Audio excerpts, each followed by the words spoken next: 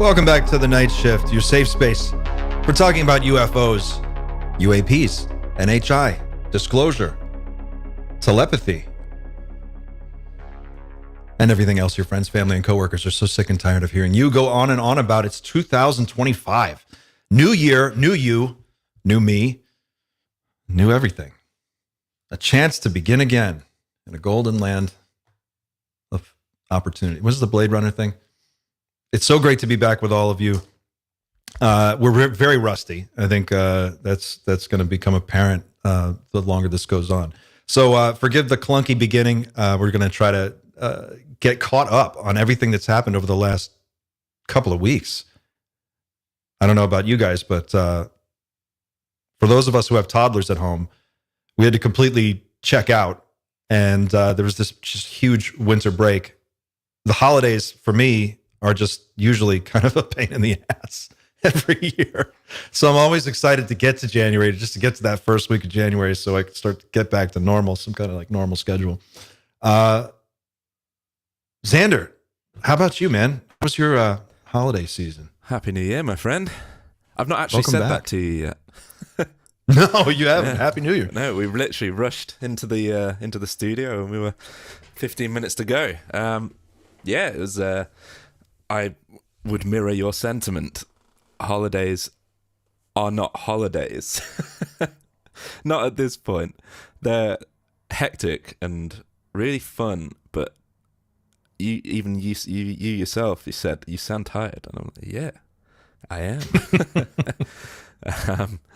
But no, it was a really, really good little break. It was good to get my mind off things, but catching up is quite the task, especially when there's so much good quality, lengthy content at the moment to consume, which we'll get into tonight when we talk about the telepathy tapes. Were you able to keep up on anything over the last 2 weeks? Like, did you check in? So I think we were a little bit lucky in the fact that I think the same stories have just been ongoing. So we've got the drone situation 100%. Like, that's still ongoing by the sounds of things. And my New Year's resolution still stands, which is to hold people accountable for the predictions and the timelines that they make. Because we've had a good, at least since I've been interested in the topic, we've had it's always next year kind of thing going on.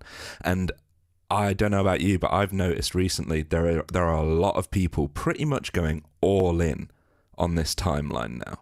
And there are various people with very conflicting timelines. You made a big point about the Stephen Greer thing. You and I were texting back and forth over the holidays, and you were like, I remember I got this text and it was kind of out of the blue, and you were like, well, Stephen Greer's feet are up against the fire now, or something like that. And I was like, what happened? And he goes, well, he just laid it all on the line. Yeah, laid it all on the line. I said, okay, what did he say? And it was like too long to get into, but you've got the clip. I have it all. Yeah. You've got it all. Yeah. He's obviously made statements like this in the past, and I've always kind of given him the benefit of the doubt. He did manage the disclosure project, which was a good thing overall. He's done some questionable things, in my opinion, but I've always kind of said, you know, there's enough about him that I kind of give him some stock still. But as I said, my New Year's resolution is, that's it. When you say something's going to happen, you better be damn sure it's going to happen, because we don't have time to... There's too many people now. So, yeah. You know, if there's an opportunity to kick somebody to the curb because they've made a promise that wasn't kept, I will take that up. No problem. You know, it's interesting because you seem way more conflicted about Greer right now than you were in the past. In the past, you've been a pretty vocal supporter. And I have a complex relationship with Stephen Greer because I think he has done... We wouldn't be where we are now if it weren't for him. Like that, you could just... That's a fact. He really did lay the foundation for what brought us to where we're at today. And I think anybody who's been around long enough is pretty aware of that. He's done some weird stuff too, and he said some strange things over the last, 20 years. So it's like And there's this weird beef that I can't quite figure out between him and Elizondo, which is sort of like this whole, like, who's the center of ufology? It's like this Stallone Schwarzenegger beef. Is it real? Is it not? Demolition Man. It's Demolition Man. And I don't know what to make of that. So there's that whole drama, and it's very interesting. I'm curious to see what he had to say. I know he's been on the podcast circuit. He did Dana Carvey and David Spade's podcast, and he did a bunch of other podcasts. He kind of just did like a whirlwind tour. So he's been out saying some pretty wild things. Then there was this whole Cybertruck thing, the Cybertruck story that kind of came out of nowhere. That we're going to talk about. We've got the telepathy tapes, which became like the story. I think that is probably the biggest story going on right now, is that this whole thing is real, which we'll get into. Farsight has been making some statements, so we've got a lot to talk about today. Pavel from Psychoactivo is going to be joining us in a few minutes. He assured me as soon as he texted me, he said, as soon as you guys get your shit together, I'll drop in. So we've got to just find our footing.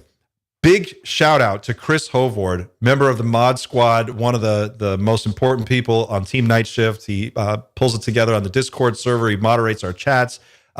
Just had a birthday. Happy birthday, Chris. Let's hear it for Chris in the chat. You can blow him up in the chat. Happy birthday, Chris. What else is going on?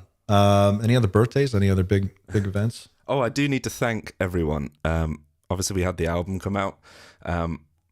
It's doing as expected. I thought it would do pretty good. It's doing pretty good. But the amount of tips I've received equal probably like a couple 100,000 streams worth of tips. So that's huge. So thank you very much for doing that, everyone. I've tried to thank everybody. If I haven't, don't worry, I will come to you and I will thank you. Do you want to throw the graphic up for the album art one more time? And some people too, for those people who might not know. Because we have a whole, you know what? Because we have a bunch of new subscribers. Because guys, we broke 20,000 subscribers over the holiday break. We weren't even doing anything, and we just broke that. And now we're sitting at 20,200, I think. 223. So some people probably don't know. So yeah, had let me pull this up. So we had the Night Shift album. There it is. We had it release the Friday before Christmas, was it? I think it was. Mm-hmm. Yeah, 10 tracks. Yeah, it's on all the DSPs, so Spotify, Apple, all of that. So go check it out. Go have a listen. Can we drop a track in the background? Can we just have a little? I'll drop one at some point. Don't worry. Okay. Sorry. Still rusty here. Still rusty. It's this. I'm putting him on the spot. It's the soundtrack of the moment, people. If you really, if you haven't heard it, you have to just go to Spotify, go to Apple Music. It's awesome, and I'll see if I can talk Xander into playing some more later. So, all right, we're gonna save the telepathy tapes for when Pavel shows up. Why don't we start with the Greer thing, or should we start with drones? You want to start with drones first? That's been simmering in the background for a while. So apparently everything's just still going on, but maybe touching on what Greer has said isn't a bad place to start, because he claims to know what the drones are. Okay. So if I share first, I'll share his pledge, which I found on Reddit, and then we can get into more the details. So just bear with me a sec. So just to set this up for people who like, I don't know what we're to look at. I haven't seen it. He's making a huge statement. You're saying this is it. He's putting it all on the line. If what he says doesn't come to be, then he's a clown. Yeah, that's I wouldn't say clown. I still love you, Greer. But you know, I will certainly not listen to him. He's staking his reputation. Exactly. And okay. I think he's had a good reputation for the most part in my book up until now. So this is it. This is his chance. So I'll play it. Okay. The information they're going to give me as they come forward, because they've gone to ground now, they're only communicating with me. I'm going to hand off to every celebrity and every media outlet and every influencer I know. And I need you guys to do the same thing. And it'll be open source. It'll be on a site that is blockchain protected, that's now stood up, and it's got to be seen by several billion people within a few days. So that means it's got to go wide. We're not talking about ufology and a handful of UFO nuts knowing about this. And the reason for it is that this summer he came to my place in Washington, and he says, we don't want to risk our lives and our families' lives. And the main guy has 3 children, 2 of them are still fairly young, and he doesn't want to have his whole family killed for no good reason. In other words, where this gets released and it's a tree that fell in the woods nobody heard. So I said, let me put together this asymmetric disclosure where, regardless of what the bureaucrats in Washington do, or London, or anywhere else, it's seen by a large number of people. It's like what I've always said, you squeeze the toothpaste so hard out of the tube, it cannot be put back in. But listen, everyone listening, if you're an influencer, if you've got a YouTube channel, a Facebook, TikTok, X, we're going to have it on a site where you can download it and put it everywhere. So this has got to go viral, and it's got to go hard. Now, I don't have a date. All I'm told is between now and early January, but we're going to need your help. This cannot be scrubbed and erased by the corrupt mainstream media. It's got to go everywhere. So he said early January. Now that doesn't give us a solid date. My daughter's just saying good night. Good night, Eden. Doesn't give us a solid date. What is he talking about, though? What is this material that he's talking about? That's a good question. There is another video, and Pavel has joined us, actually, so maybe we can maybe Pavel is caught up on this sort of thing as well. Pavel, how you doing? Hey guys, can you hear me? There he is. We can hear you. Good. Pavel, good to see you, my friend. Happy New Year to both of you and everyone at the night shift. Happy New Year. Have you been watching this Stephen Greer thing? Yeah, I have. I've been watching everything because there are a couple of things that I've been like actively looking for, and I'm not sure because there are a lot of conflating stories that have me a little confused, to be honest with you. But I think I have a good idea of what he means and what another story that is happening from the UAP Disclosure Fund is. And we can talk about it today if you want. Maybe maybe if we go through, because he also did an interview with Dana Carvey, is it?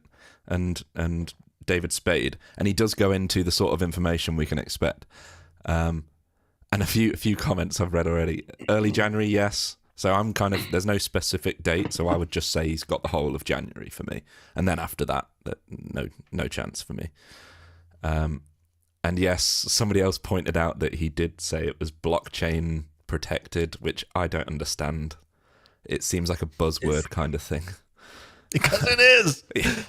But I have thoughts on this, but I'm waiting to see the other video before. Let's play the other video. It's a few minutes long, so we can stop at various points and pick apart what he says, I guess. So here we go. Okay. I mean, as you know, I've predicted this sort of thing would happen for 30 years. There's a covert rogue military component that is behind all these drone sightings. Some of them are drones, some of them are a little more advanced. Drone sightings. And most of them are part of a rogue military operation to basically create a psychological warfare effect in the media and in the public in advance of something that nobody knows is going to happen, but I'm going to tell you what's going to happen. So except me. So he's just straight up saying this is a psyop of some sort.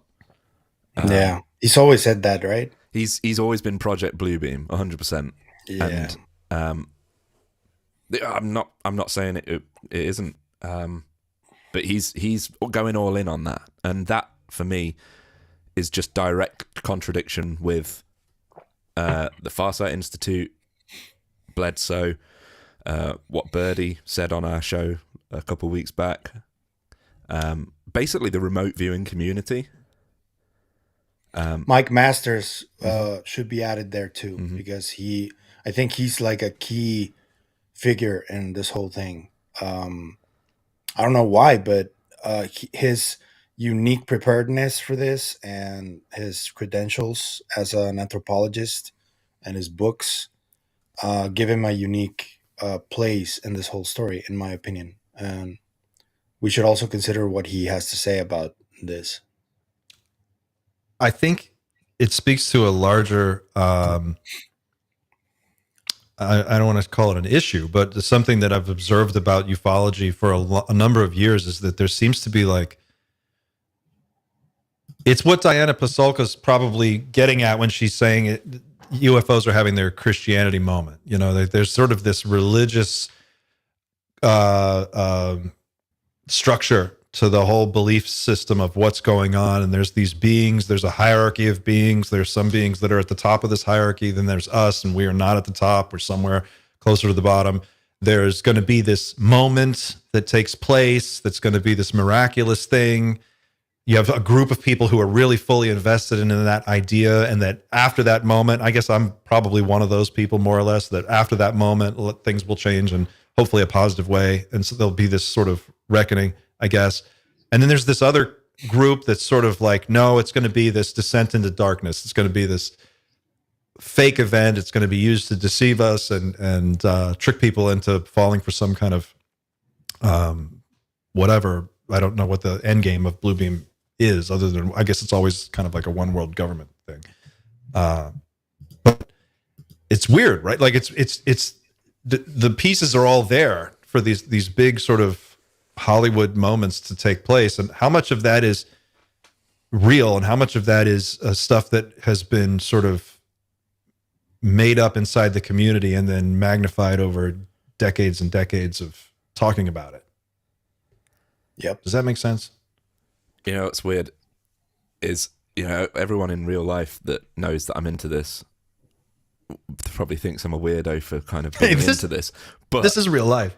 But if it does happen and everyone's like, wow, you were right, I'll literally, and if they start like invading us, let's say, I'll be the first one to say, like, you know, no, it's not aliens, it's us. Like, so literally I've been saying it's aliens all this time, and then the moment everyone else says it's aliens, I'll probably be the one that's saying, no, it's a psyop, it's not aliens. I find myself lately with the drone thing walking people back from the edge, like more than I thought I would. I'm like, you know, we really do owe it to ourselves as a community to really exhaust all the other options before we go aliens. We should be the last people who are like, yeah, it's aliens, because then it will be, we'll know, like when it really does go down, I think it'll be so impossible to miss. There won't be any question about it. There's this whole like half in, half out thing that we're kind of in right now, where no one really knows what's going on. I think you'll know it's over because it'll just be over. The biggest clue will be the high strangeness, right? Because the drones seem like fairly conventional in many ways, but when you hear people talking about high strangeness and their experiences, you go like, if I get to see something like that, I will instantly know what it is. Like, this cannot be like conventional or something prosaic. It's impossible. You're saying that the people who are witnessing these high strangeness events are so confused by what they're seeing. Can you tease that out a little more? Like, No, what do you mean? No, what I mean is that they know it's something anomalous because they are experiencing it. But people who haven't experienced it, when they do, they're going to know as well, because it's just too strange. It's too weird. And for example, the drones, we have doubts because it looks conventional. It looks prosaic. And there are other things that have happened that do seem like a psyop. For example, the Tesla stuff, the Cybertruck stuff. That seems like a psyop. It seems something that got really sloppy, really prepared, and it just doesn't seem like it has anything to do with NHI or anything like that. When it is, and I agree with you, we'll know. It's just too strange. It's going to be like, this can't be prosaic. This can't be easily explained. So therefore, it must be something anomalous for sure.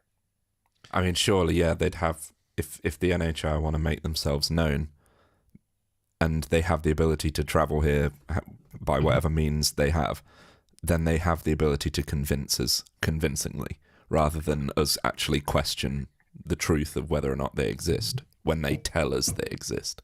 You would hope that they are there and it's obvious that it's true, but who knows? Do either of you have a favorite hypothesis right now that for you seems to tick most of the boxes as to what's going on with the drones? Sander, you go first. No. I don't. I hope that it's a mixture of both human and non-human, because that sort of lines up with a lot of what the different remote viewers are saying. And as I said to you before we started today, I think 2025 is the year where stuff gets weird. And I think, given we'll touch on the telepathy tapes, we've got Bledsoe, Greer as well. Obviously, he's very much into the telepathy stuff. Like, I think this is the year that hopefully we can get some proper answers out of all of that stuff, because so far, especially last year, it was nuts and bolts. It was UAP hearings, which was great, but there's a bigger truth behind it all, and I hope that's the part that we explore this year. You'll go. Okay. Bubble. Well, I think we're looking at different stories like converging into something that is going to eventually happen.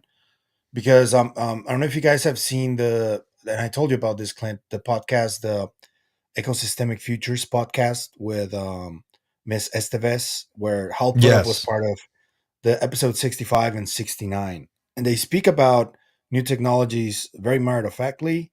And I think that that's part of the conversation already, because I've been trying to get to speak to Dr. Hal Puthoff for a while, and I've always gotten negative responses.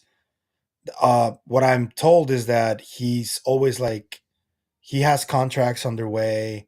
He can't really talk about a lot of this stuff because he would violate his NDAs. And now I see him talking about this, and I go like, this means that something changed in the background.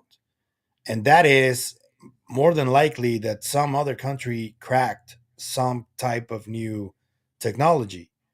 And that means his NDAs are no longer valid, so he can talk about it.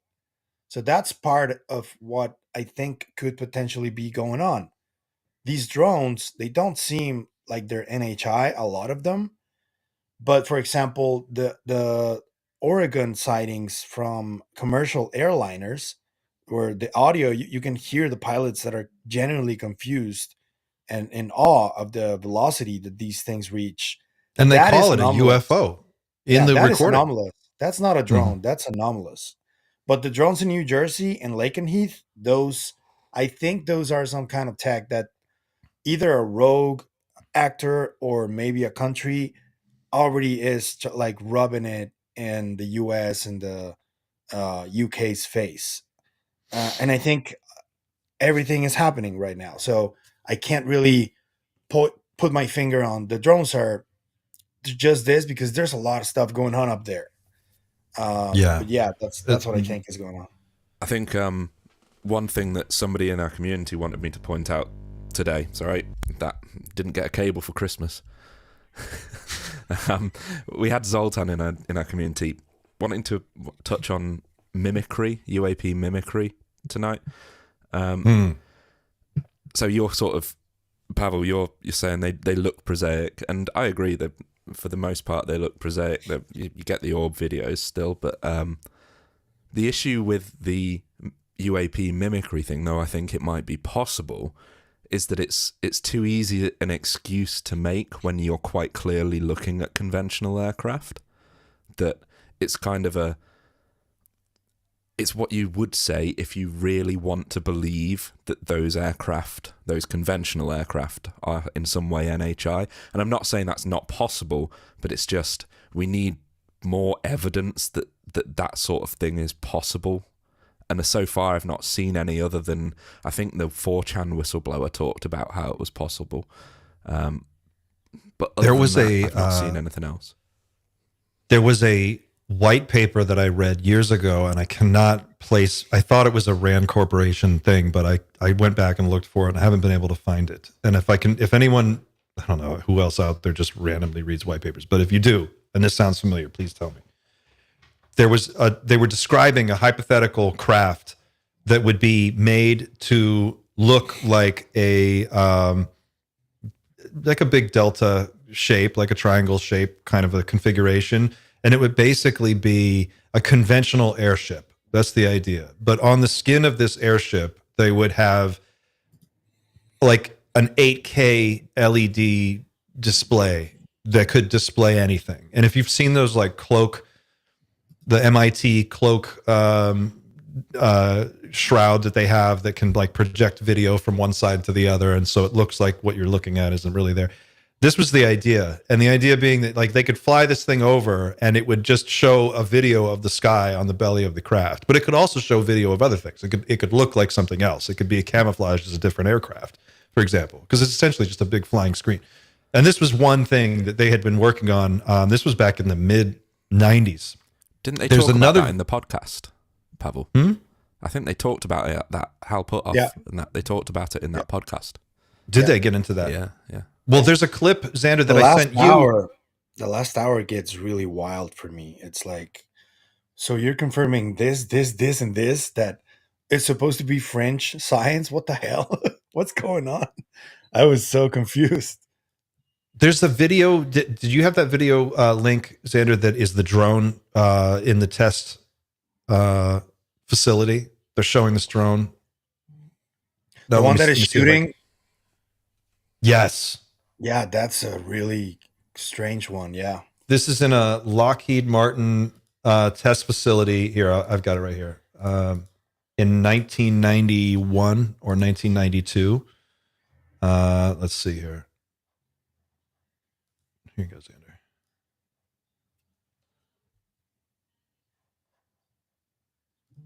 $1991. All right, I'll share this. Hold on. 1992. There was no internet. There was no dial-up anything. I mean, at best, if you were lucky, you had a dial-up modem, but they were expensive as hell. Like, no, there was no anything. It just no CGI. No CGI. No. And when you watch this video, is there sound on the video? There might be, but I don't think it's important. 2, 1, cover. With no pilot to compromise performance, even more unusual craft and propulsion systems have been. If you saw that in the sky today, you would think that's some alien shit. Yeah. Yeah, that's crazy. And this is way before, like, Elon Musk was not even, like, this is way before all that stuff. 1991, 92. That means they were designing this stuff back in the 80s or 70s to get this far. Elon was a kid then, I think, or a teenager. Something so like this, that. Just to extrapolate from this, though, like, to what experimental shit they may or may not have today. And then you're right, like China and all these other different countries are also testing new gear. There was that whole connection with the Cybertruck thing, which seemed to touch on that the drone situation is related to some kind of advanced Chinese breakthrough technology. What's your take on that? My problem is that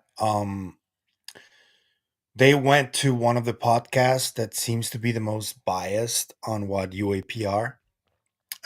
Because contrary to Sander, I mean, I love Unacknowledged. That's, in my opinion, one of the best documentaries ever made about the topic.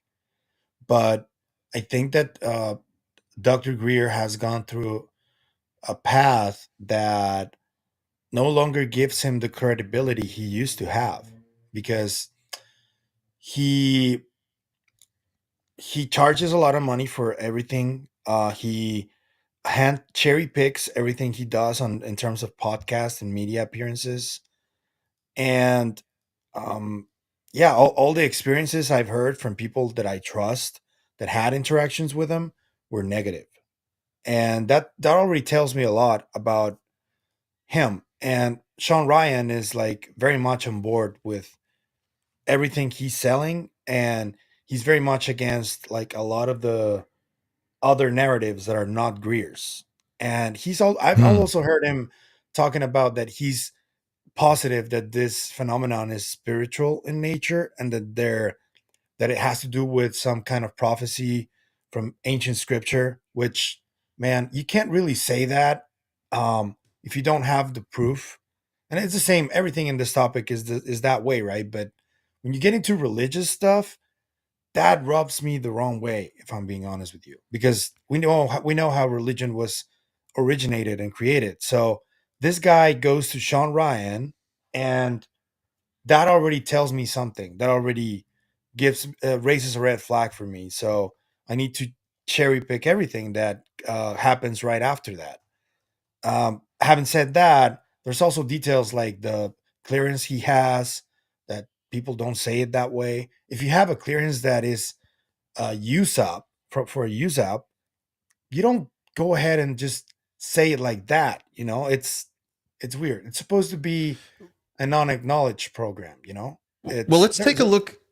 If we could, Xander, can we play the rest of this clip? Because you had queued it up, and this, I think in this clip, he's going to go into some detail about what exactly we're supposed to be on the lookout for, right? Oh, Greer, yeah. Let me get that. And real quick, everyone watching, if you're watching at home, don't forget, please smash that like button. It boosts the stream. It really helps the goose the algorithm for us, and gets more eyes on the stream. So if you don't mind, take a quick second and hit the like button, and we appreciate it. Thank you. A group of the psychological part is working, by the way. We're all scared. We're all terrified now. So yeah, you should be. So this is very serious. So there's a group of guys who I've known for about 18, 19 months who are senior intel and aerospace operatives out of some desert locations. I'm not going to mention where they are. I've been to them, where most of the R&D testing and operations dealing with so-called UFOs, UAPs occur. Now, this guy, the main guy, has 6 other black sites, as they're called, operational sites that are very secretive, and are these particular ones are ones that are rogue and been running illegally for a long time. He is coming forward in the next 30 days or so, maybe less, with the evidence and unmasking himself and some of his operators, special forces guys, about what's going on at these sites, and with evidence. In other words, he's been operational when they have targeted and downed extraterrestrial vehicles. He's been present when they've tested man-made UFOs, which are mostly what people see, that are essentially anti-gravity craft. And he's been present when there are a number of illegal operations that have occurred, including the incidental hitting and downing of civilian private planes that go up over this test area after a temporary flight restriction has gone up. So there are innocent people who've been murdered, and there's no evidence that they were hit. So these are serious guys. The main guy I've been dealing with, I know some of the others, has been in those operations for 29 years, since the 1995 period, but he was very young. At that time, he didn't know he was involved in an illegal and unsanctioned operation. He does now, and they're fed up with it, and they want to come forward. Now, in advance of that, because what he's going to bring forward would be, I understand, if he can get this done in the next 3 weeks or so, would be the videos, the evidence, the proof, not only of the NHI, as they call them, non-human intelligence craft and bodies and beings, but of the man-made ones, and also of some operations that involve the transport of humans in experimental operations from distressed areas around the world. Now, as you know, we have a whistleblower who is a Marine. And he goes on to talk about Michael Herrera there. Okay, that sounded like everything.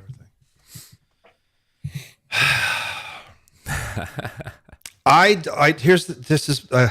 don't know what to say about it, because on the one hand, I stand by it. Stephen Greer is one of the people that put us on the path to where we are today. Without him and the work that he's done in the past, that we wouldn't be here. That's just I don't think you can really dispute that.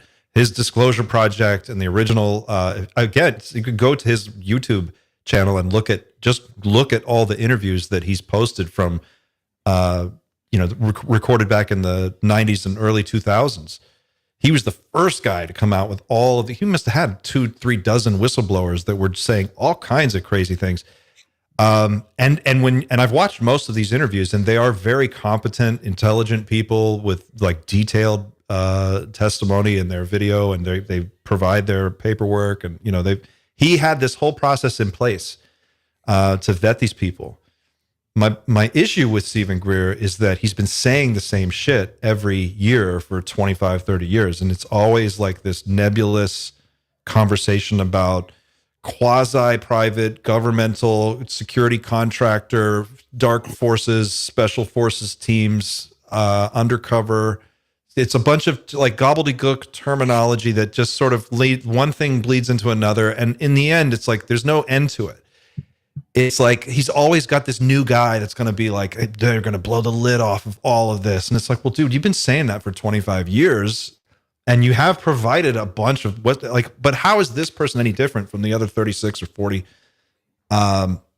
people that you've brought forward in the past? And that's my issue. I don't know how he tops anything he's already done unless he closes the book on all of this. That sounds like what he's saying. This is it. This is going to be the biggest whistleblower of all time, I guess. I agree. And I think Sander is going to like this, what I'm going to say, because that you're right. It almost never comes to fruition, what he says. But I don't know if you guys have noticed over the last year, there are a couple of things that have come forward. Even one of these things came during the hearing, which is a term that I don't think it was coined by him, but it was popularized by him, which is ARV. That was in the Immaculate Constellation report, that term. And that comes from the whole Stephen Greer telling of the story of Mark McCandlish and all that stuff. And also, and this is also, I was really surprised to see this, George Knapp started covering the Michael Herrera story on his Netflix show. That was really strange to me because I never wanted to touch the Herrera case because of how unbelievable it sounds, what he's reporting that happened. But now that I see people I respect like Knapp and other people that are now starting to talk about it that I do respect, I'm like, okay, wait, so this may be real? So Greer was right about this too?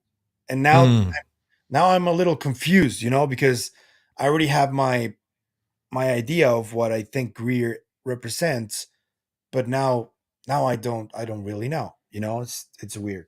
I don't know what you feel about that.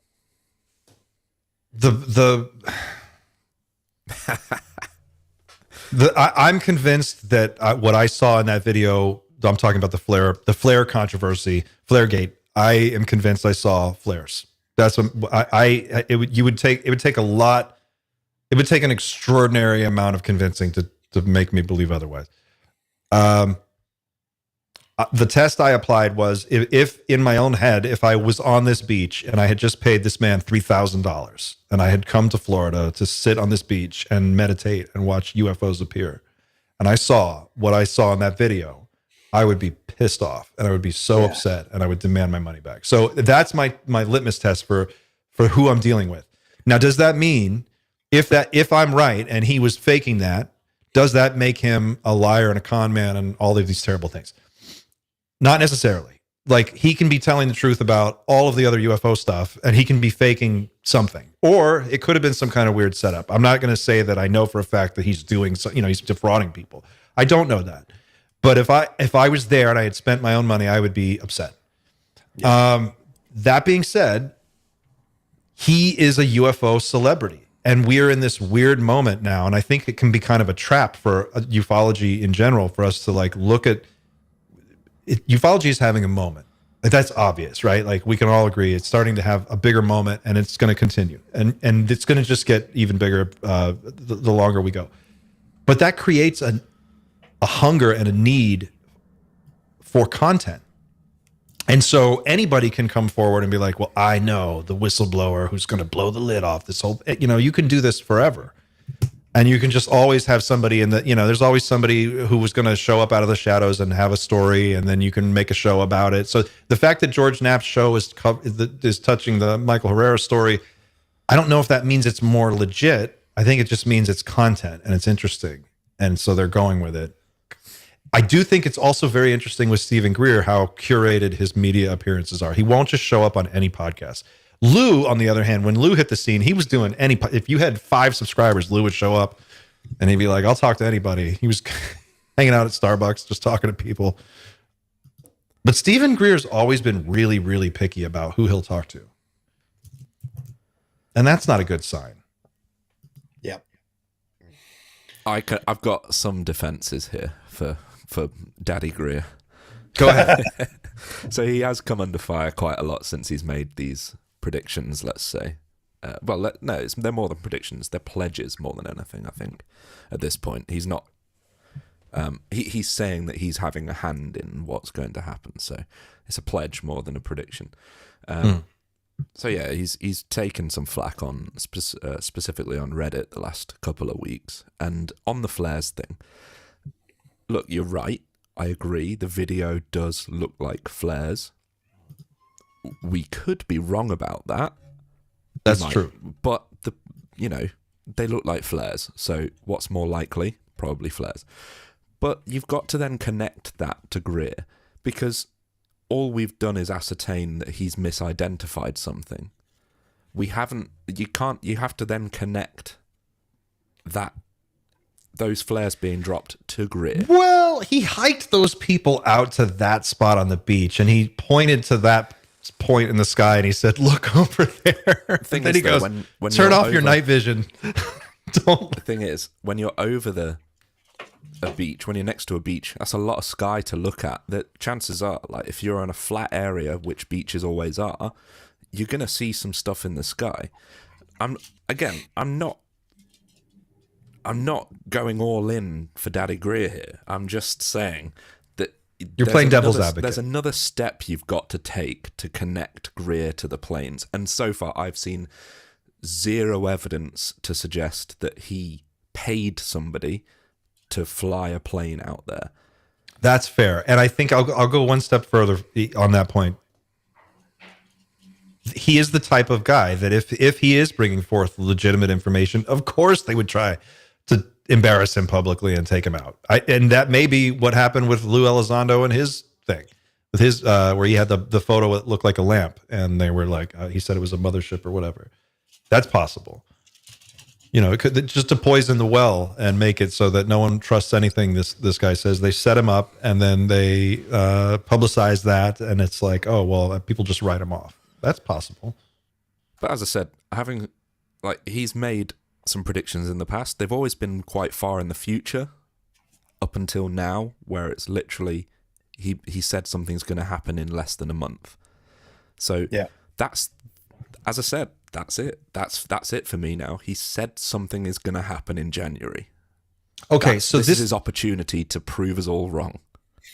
But and here's the other thing, though. Does that put all of ufology on the spot? I think it does, right? Because everyone's saying something is coming in the next few years. Like the year might be different. Maybe some people are saying 2025.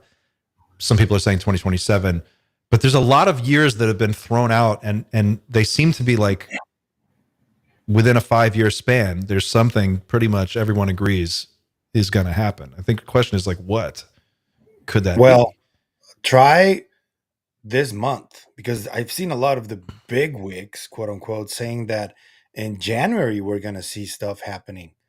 And so far, the only thing I've seen happening is that attempted false flag, which I still think that's what's happening there with the Cybertruck. But if something happens this week, I don't know.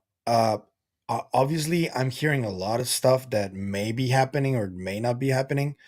I don't want to give credence to any of it, take it with a grain of salt and all that stuff, because I hate it when these people go like soon, soon. It's like, no, dude, just drop it. Don't tease it. Just drop it. If you're gonna drop something, just drop it. That's it.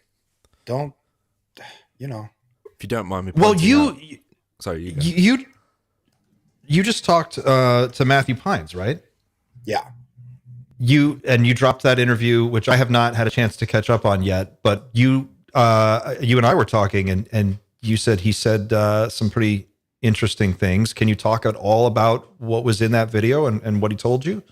Yeah, sure. Because he's a I person asked to him- watch. Yeah. And the important thing to notice about this guy is that he has direct he's like part of a closed circle that includes people like Harold Malmgren. And to those who have been following this guy over the last couple of months, this guy was a presidential advisor for 4 presidents, including JFK. And in recent weeks, there was an article on the Liberation Times where Geoff Cruikshank from Australia, he's a researcher, he talked about this nuclear test called Bluegill Triple Prime or something, where they tested a nuke and a UFO dropped out of the blast zone. And Harold and JFK were briefed about this. And even Harold went to Los Alamos to check it out, the downed object. That was confirmed. And even Harold said that it's true that he went there. So this means that JFK was briefed on a downed UFO a year before his assassination. We talked about that in detail. We also talked about his quote unquote coup de grace comment. He told me that the coup de grace was already on record. It was already it's already there. They're just waiting for the right moment to release it, and that it is someone who is has an even higher position than Harold. Because I asked him, I was like, it doesn't get much higher than Harold, does it? He's like, no, Harold is big in his own right, but it's someone more important than him. And I'm like, more important than a presidential advisor? Who could that be? I wonder. You know? Is this someone And who's alive now that's going to come forward and yeah, make an open statement? it's already recorded, the statement. It's already on the record. That's what he told me. Someone higher than a presidential advisor in rank, Yes. Yeah. but not. It can't be a president. I mean, it wouldn't be anybody that we know of, unless It would it have was to be Trump. like a Secretary of State, a Secretary of Defense, something along those lines. Oh God, if it was, who could it be? That's a short list. I mean, is it somebody who from like? Do we have any clues as to what administration they would have been related to? Or I heard some names, but he had like Matt hasn't confirmed any of those names. He's always said no, so I prefer not even mentioning them. So, sure, but sure. yeah, it's someone in those positions, you know. Interesting.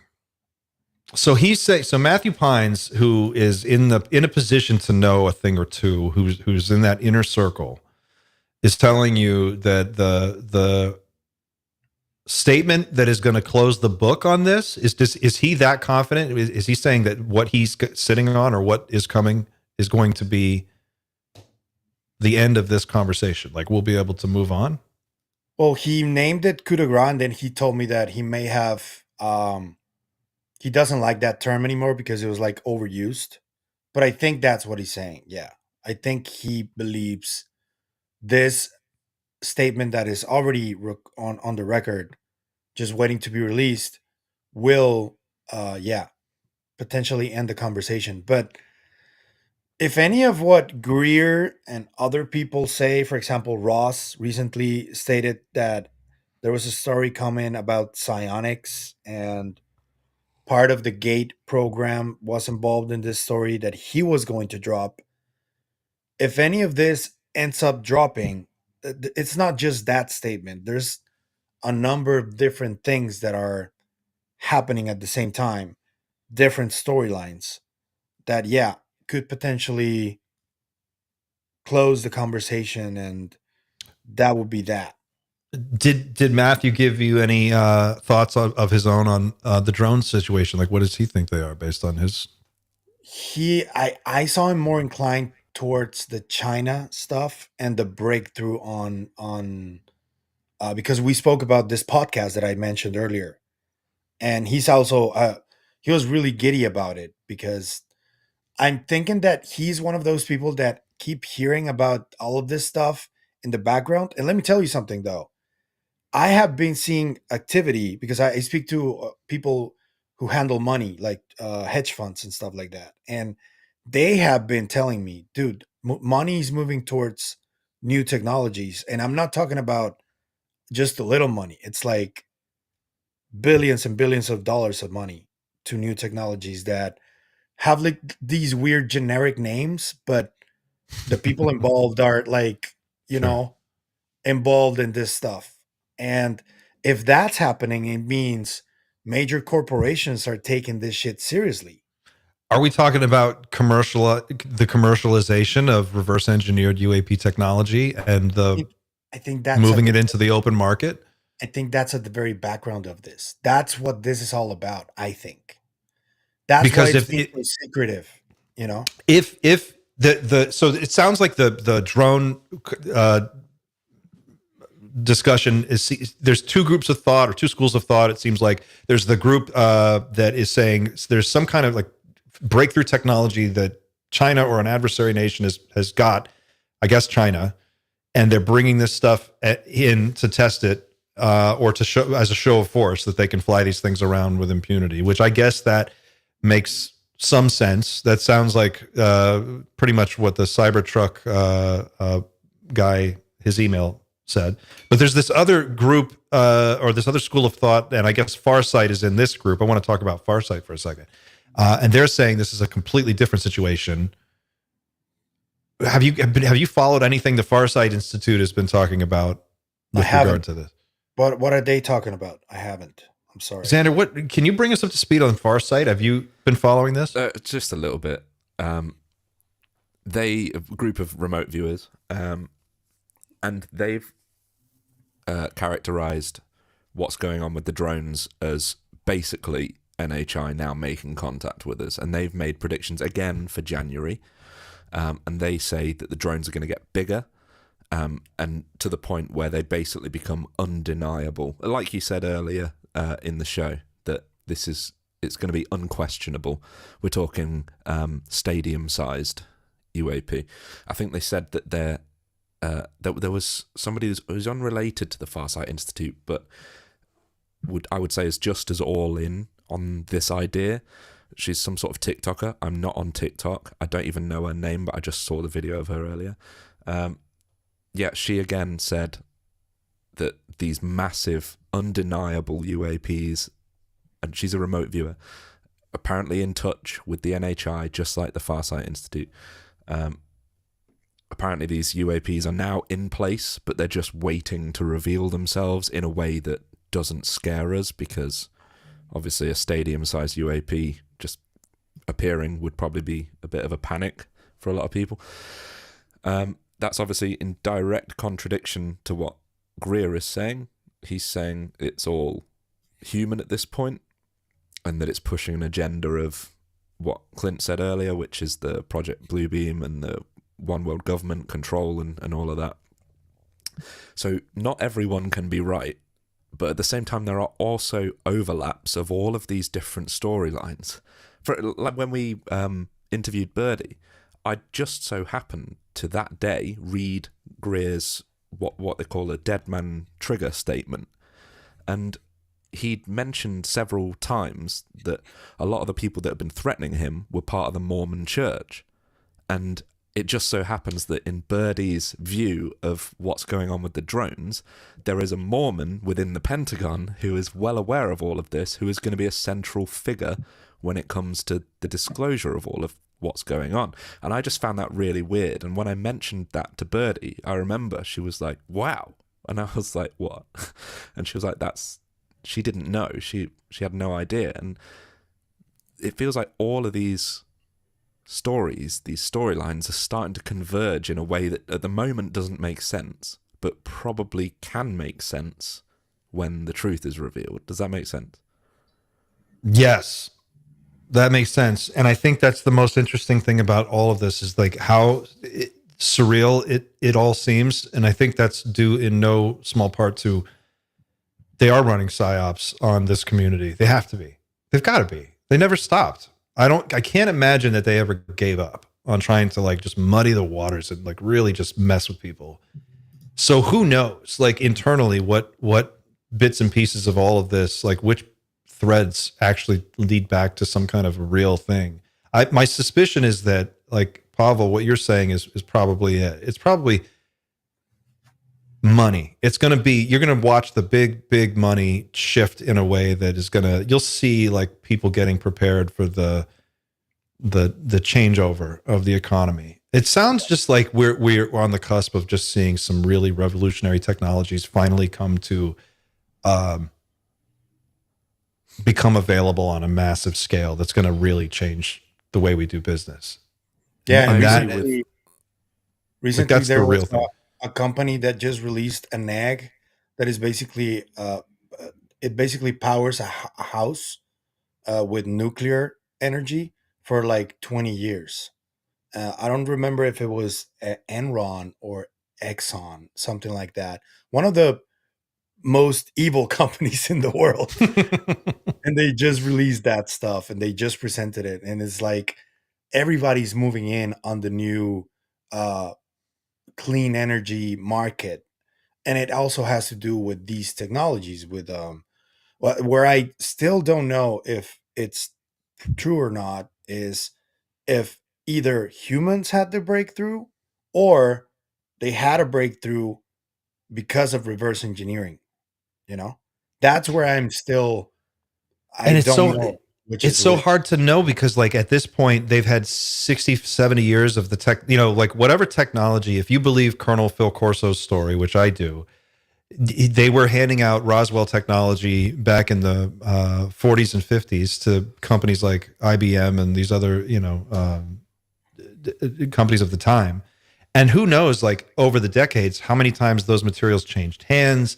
One company gets bought by another company and then it merges with another company. And there's probably been the real UFO breakthroughs that we're seeing today probably happened. Like the stuff that has changed our world today to what it is probably stuff that was happening 40 years ago. And maybe that's it. Maybe the next round of these things, as we unlock more and more of it, is just, it's so revolutionary that it's incompatible with the way our system is already set up. So they're going to have to like move some things around and rearrange the furniture to make a world where this all makes sense. It's very strange. I'm curious in the audience. By the way, if you haven't already, hit that like button, please, and boost the stream. This is great. We're climbing up slowly. What is the audience? What do you guys think in the chat about Farsight Institute? Do we have any Farsight fans here? Anybody who follows Dr. Courtney Brown and his team of remote viewers? I have my own thoughts. I'm just curious what you guys think about Farsight, because they've been kind of people fall on different sides of Farsight. What do you guys have an opinion on Farsight? Xander, Pavel? Xander, you the work first. that they're doing? The one thing I don't like is that he says like the good ETs, the bad ETs. I just don't like that sort of terminology. It doesn't like trigger me. I find it to be like a really simplistic way of talking about things, and it feels far too storyline for me. I might be wrong, and he might just be saying it simply because that's the simplest way to talk about it. But to me, it feels very comic book to say things like the good ETs are coming to save us, and he literally uses the terms good ETs and bad ETs, and that just doesn't sit well with me because it just doesn't sound right. It sounds too like movie-like. What do you think, Pav? That's part of the stigma, right? That has been worked on for decades. You thinking that way, that hearing good ETs or bad ETs rubs you the wrong way. That is part of the stigma that at work. I think that if we want to um, and I've told Clint this a number of times, and this might be a good segue for a lot of the conversation we're going to have eventually in this stream. I think that we need to focus more on the skills that we have as humans in order to understand everything else that's going on. To me, that is the fastest and least chaotic way to understand everything that's happening. In terms of Farsight, um, any type of team that has these remote viewers in it and that talks about psi phenomena and psi abilities, as long as the stigma remains and as long as we don't break it, it's gonna be hard to make it into the mainstream, you know. And whatever they talk about, whatever they say, the people that believe them is still gonna be just like a small percentage of the ones that should be probably paying attention to this whole topic. Even if you don't believe them or even if they're not being truthful, I think that they still have that stigma attached to them, and little by little, I think it will wane down, especially with the telepathy tapes. I want to come to the telepathy tapes in a second, because I think that's probably the big story. That's the big story of 2025 for sure. And you Pavel, I owe that to you, because you told me about the telepathy tapes. You were kind of like blowing me up about it, and I was like, yeah, I'm gonna check it out. And you kept texting me, and you were like, you gotta listen to this. And I did, and man, I'm not all the way through it yet, but God, it's melted my brain. I think it's exciting that podcast has put this concept on so many people's radar. The idea that consciousness is not necessarily local, and that it's more malleable and has more ability. We have more abilities than we think we do. And because I truly do believe that there is something to that, and I know you do too. Remote viewing, I'm curious, and I don't know if they go there, how much overlap there is between what these kids are doing and remote viewing and other forms of mental abilities like telekinesis and other things. But I think that if you believe it can work, one of the interesting things about remote viewing is that if you have multiple remote viewers and they're all giving you the same kind of thing, you can start to stack their data together and get a more cohesive picture. So there's like a way that you can use numbers to sort of suss out if there's a real signal there or if it's just nonsense. Farsight seems to be caught up in the YouTube trap, just to bring this back to Farsight real quick, like where some of their videos are like the board meetings with ETs, and some of the stuff I see on that channel, I'm just like, man, this is a little too corny for me. I don't know if I can go there. Asking him for girlfriend advice and stuff. He spoke to an NHI about girlfriend advice. Yeah, it's hard to listen to, but if it's true, it's true. Like, yeah, like I think the thing about like what's interesting to me about this space right now is that the longer we do this show and the more we talk to different people, you're talking to people who are like extraordinarily qualified in their respective fields of influence or whatever it is that they do. They're like highly credentialed, very well educated people at all levels who are really into this and have a lot of very fascinating information to add to the conversation. And when I see some videos like a board meeting with ETs sitting around an empty table and channeling ETs, even though I believe the aspects of that are actually real and can happen, I think that the presentation just, for me, it's working against what we're doing in a positive way. Like we're trying to bring this conversation out and make it more reasonable for average people to talk about. That doesn't help. I don't think. Yeah, I agree. Not to say anything personally about Courtney Brown or any of the people at Farsight. I don't want to say that. I'm just saying I don't know if that presentation really works. But let's talk about telepathy tapes, because you turned me onto this. It's changing the whole world for me. Tell me, how did this land for you? You've been in this space for a long time, looking at this, and this is something that's dear to your heart. Can you talk a little bit about how it impacted you? Yeah, and just moving a little back to Farsight again, the reason that I tried to tackle this from the perspective of Dr. Greenberg, because I I know I speak ad nauseum about him, but he's a unique figure in all of this research because he's a scientist. He's a psychophysiologist who was um, he was sponsored by the government. All of his tools, all of his laboratories were paid for by the government to investigate consciousness and these psi abilities from a scientific standpoint.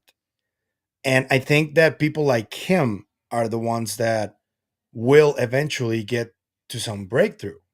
And Dr. Powell falls in that category with the telepathy tapes. And I think that taking and tackling these topics from that standpoint, from a scientific standpoint, is the only way that you can convince other people that there's something to this. Because if you start talking about aliens sitting on a chair, channeling, ghosts, all of this stuff, you lose a lot of people immediately.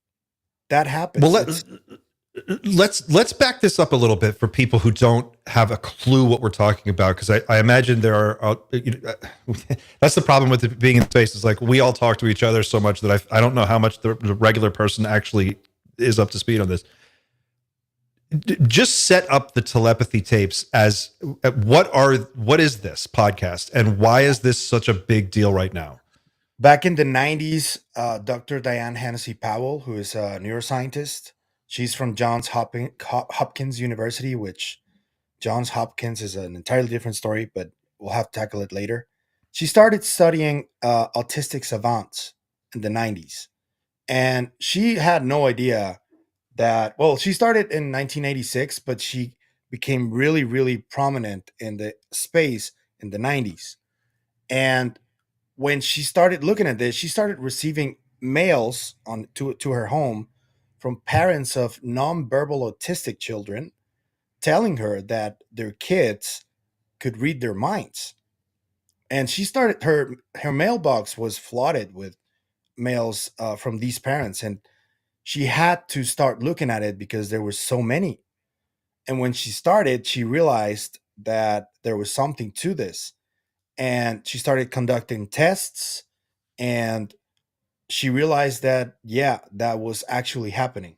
um, she calls it telepathy, but I think that is kind of a reductive term. It's more like psi abilities. There's no other way that I think could be named. It's because it's multiple things. And she's been doing the research for 30 plus years now. And when Kai Dickens, who is a documentarian, she has done a lot of commercials. She's in the mainstream. She already did 4 or 5 feature films. She's been in awards and everything. She saw this and she was like, "Can I go to your house and start investigating this with you?" And Dr. Powell agreed. And Kai decided to run her own tests without Dr. Powell, because just for the sake of transparency, right? And when she proved through her own tests that it was happening, that's when she decided to create the telepathy tapes. And she basically goes all around. She doesn't travel all around the world, but there's people from all over the world, families of non verbal autistic children that have documented all of their experiences with Kai Dickens and with Dr. Powell. And well, essentially, this is the start of proof that these psi abilities do exist, and they are exploring them right now. These kids uh, have unusual connections with their teachers. They go to a place called the Hill where they communicate with each other and they talk about information that they don't learn in the physical world where they are. Some of them, just by knowing the title of a book, they know what the book is about without reading it before. Some of them uh, can solve incredibly difficult math and physics problems. It's like it's mind blowing. I When I started listening to this, and I gotta give credit to journalist David Heath, who is like he's always sharing my content, and he was the first one who told me that I had to look at this months ago. And when I finally did, I was like, damn.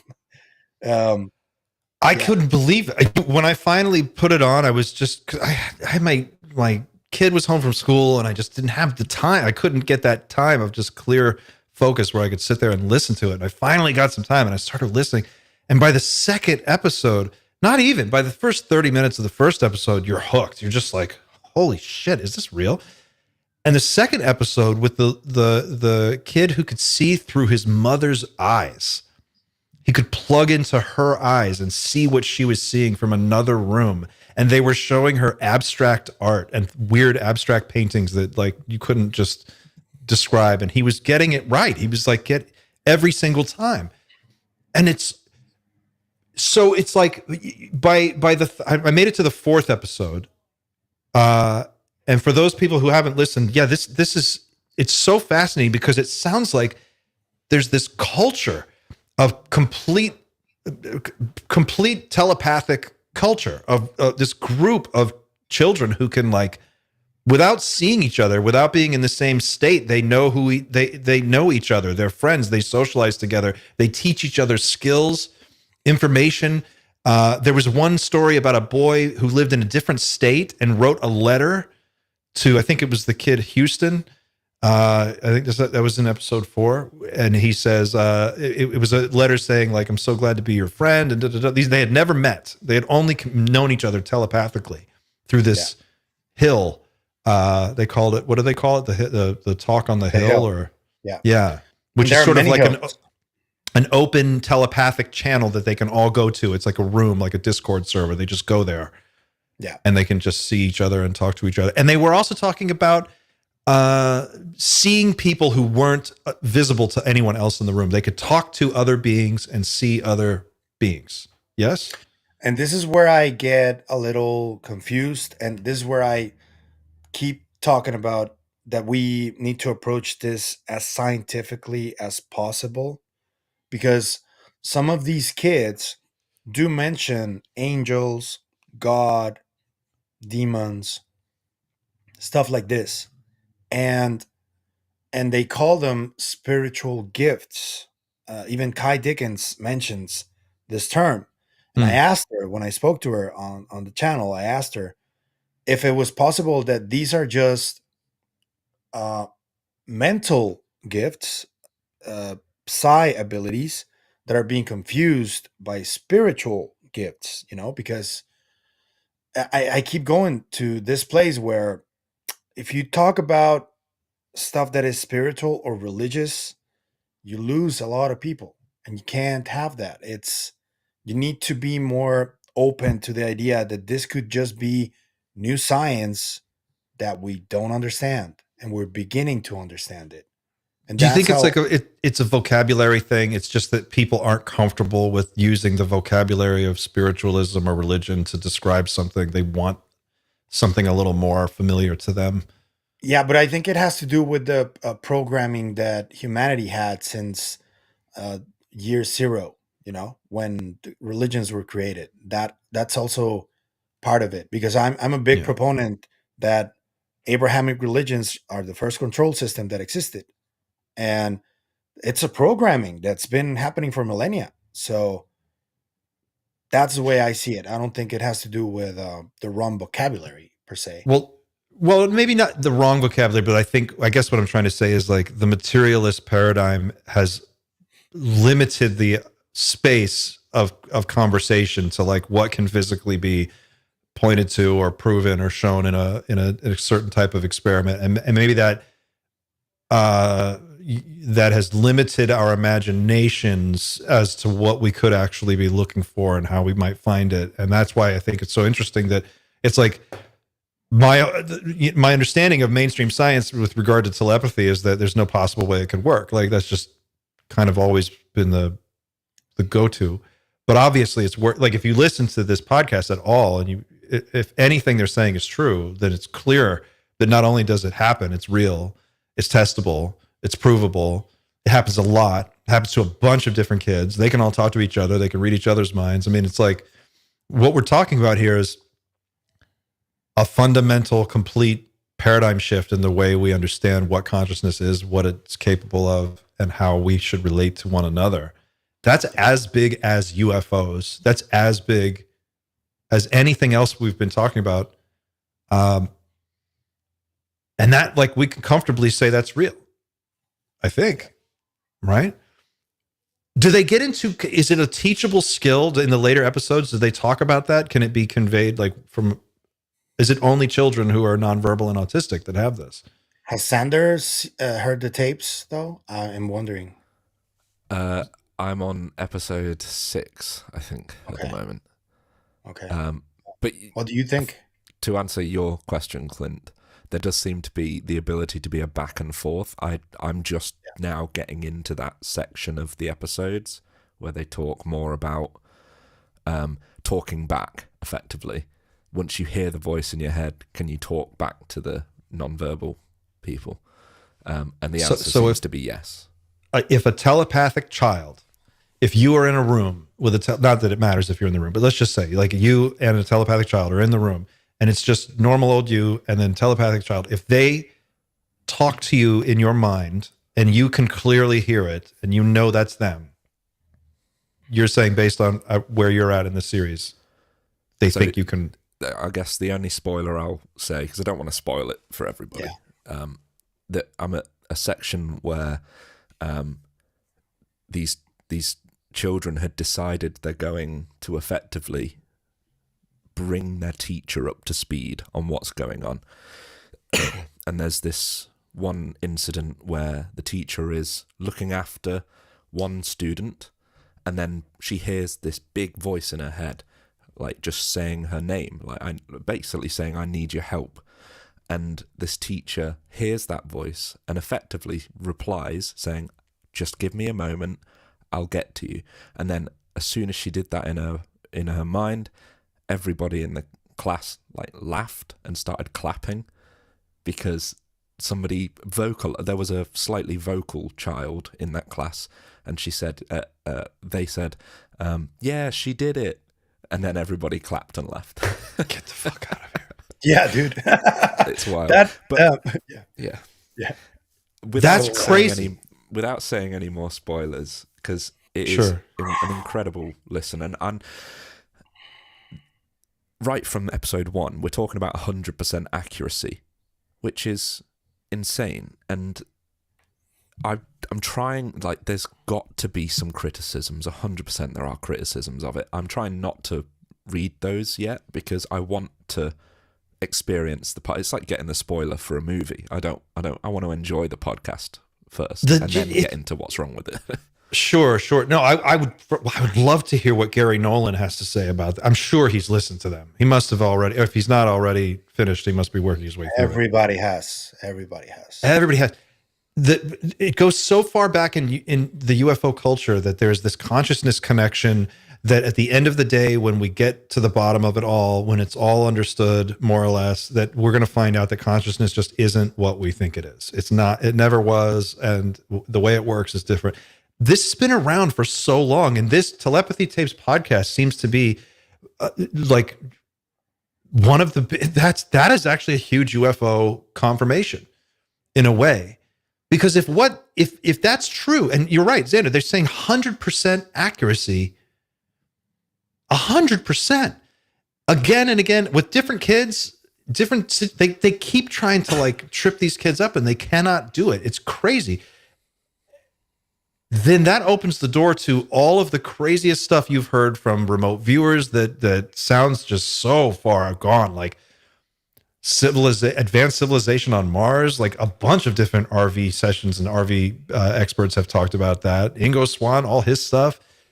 It like implies there's this whole other layer to the game that is actually legit.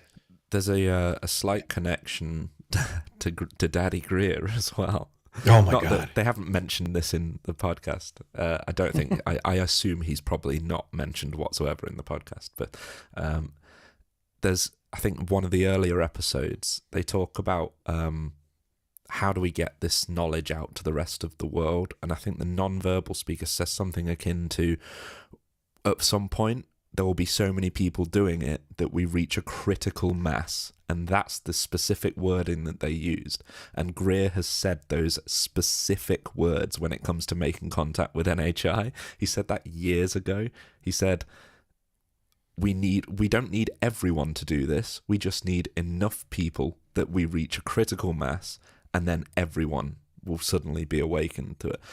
Again, absolutely wild thing for Greer to say, but if, as you said, if we're talking about 100% accurate telepathy in these non-verbal communicators, it's insane. The 100th monkey. Yeah. And it's quantum entanglement. Oh my God. It opens such a can of worms if you can communicate telepathically between people. And if a telepath and a non-telepath establish communication, does the non-telepath become telepathic? Is it a skill that we just have to learn how to use? And once we learn it, we have it? Or do some people have more of it than others? Can you talk to animals? Can you talk to a dolphin? I know this one because they do it at Monroe. They do it at Monroe already. The hemisync. What do they do? You know the hemisync, where they sync up the interhemispheric coherence. That's what they call it. I think that's what the kids are doing when they invited the teacher and they made the teacher listen and communicate that way. That's what the kids are doing. They're syncing their own interhemispheric correlation to the teachers, and they brought the teacher at their level. I think that's what's going to happen. That's what Greer says. That's the quantum entanglement part of it. That's why hemisync is so big at Monroe. Even Grimberg did it. There's a video that I posted on my channel where Grimberg talks about this experiment where he does it in his lab. And the people who has the highest coherence of interhemispheric correlation, that's the one that brings the other up. It doesn't go the other way. The one that is below doesn't bring the other down. It's always the other way, you know? Okay. Okay. I am a fan of this book series called Seth Speaks. Are you familiar with the book called Seth Speaks? I'm not. Okay. Seth Speaks is about it was written by a woman named Jane Butts and her husband. She is a channeler, and in the 1970s, 60s and 70s, she channeled a being that went by the name Seth. They recorded her sessions with this being. She would drop into a trance and she would just talk in character as Seth for hours. And they would record these sessions. And eventually it got to a thing where she was doing it so often that people would come over and they recorded, they have footage of this, of a room full of people sitting around and she's just channeling. And the collected channelings that she did were put into a series of books. The first book is called Seth Speaks. And the whole premise of this channeling series was that Seth was here to basically straighten us out on a bunch of things that we just don't get right about reality. And one of the core things is that what consciousness is and how consciousness works and why we're our world is so completely fucked up because we don't really understand how things work at a basic level. Seth, there was like 6 or 7 books, and one of them, Seth talks about he's asked about the future, the prophecy of sort of what's to come. And he has this statement that he makes, and I'm going to read it here. Basically, he's saying that there's some kind of a new religious mindset that's going to come into play. Okay. And he says before 2075, this will all happen. And so this paragraph, I'm going to read from his prediction of what comes next. Talking about a personality that's going to appear, that's going to start off this whole new religious drama. And he goes, this personality will refer to the historical Christ, which will recognize his relationship with that personality. But within him, the 3 personality groupings will form a new psychic entity, a different psychological gestalt. So he goes, he's saying that this person will appear who's going to be known as a great psychic. The 3rd personality of Christ will indeed be known as a great psychic, for it is he who will teach humanity to use those inner senses that alone make true spirituality possible. Slayers and victims will change roles as reincarnational memories rise to the surface of consciousness.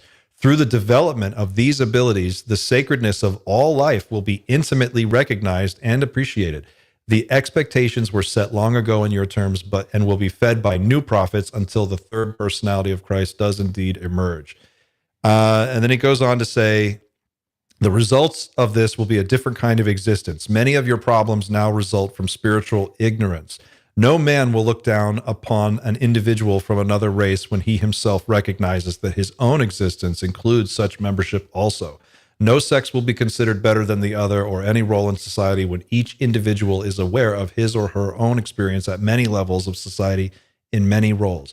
An open-ended consciousness will feel its connections with all other living beings. The continuity of consciousness will become apparent. As a result of all of this, the social and governmental structures will change, for they are based on your current beliefs.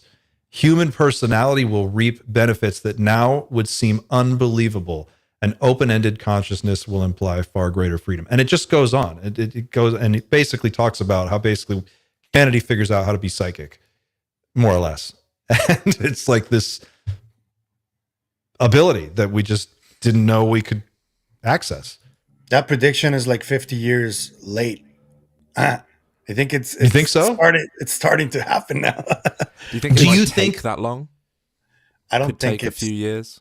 Yeah, I don't know. Based on what, because something that I've told you, Clint, already. Also, the reason this is so close to me is that I experienced something in 2006 that for many years, I thought I was going insane because I heard someone else's voice in my head, and this person heard my voice in their head, and we communicated and we cried, and it was really, we didn't want to go back to sleep, because we knew that it wasn't going to be there when we woke up anymore.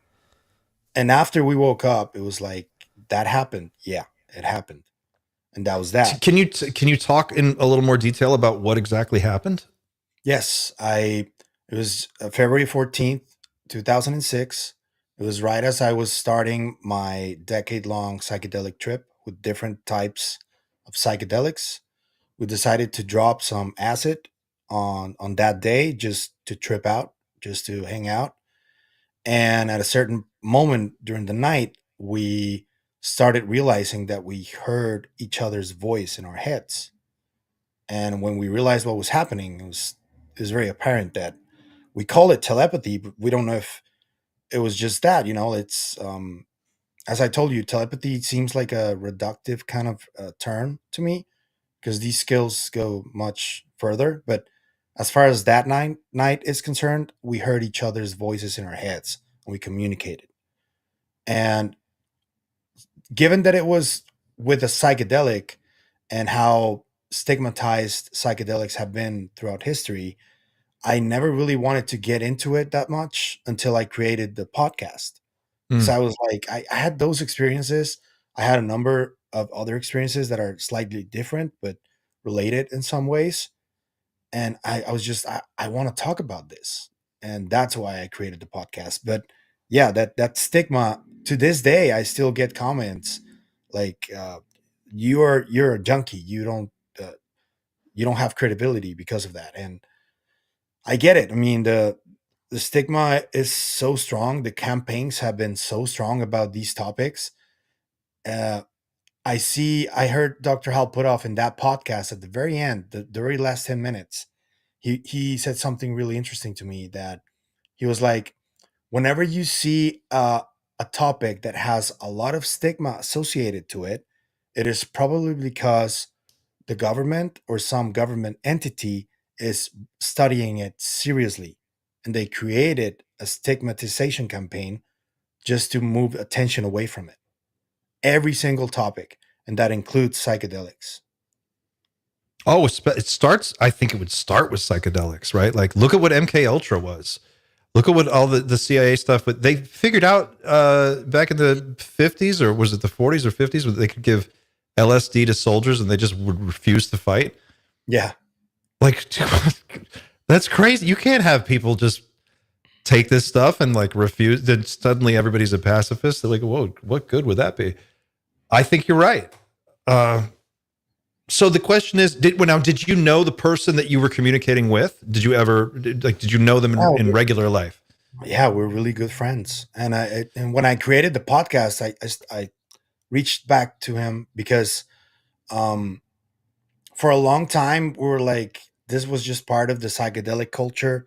It's not really real. It was just we were tripping balls.